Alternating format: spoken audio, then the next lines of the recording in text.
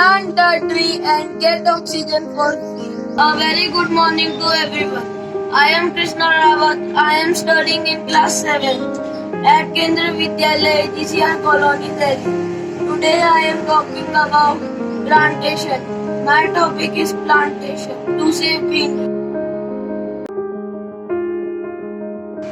Now I am here with my companion Adira, through which I will brief you about plantation.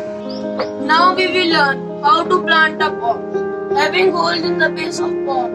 Holes are necessary for the base, for the ventilation of the plant. Put some soil in the edges of the pot to fix plant in it. Look at this. It should be this. Then we will plant a tree in it.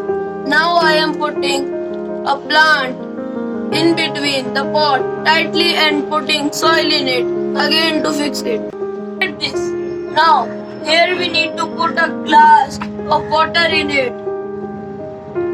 Now I am putting the glass of water in it. In the end of this video, I would like to enlighten you that what plant needs to grow. These are sunlight, air, water and the soil, etc. Don't destroy the greenery and don't spoil the scenery. Save tree, save Mother Earth. Jai Hind.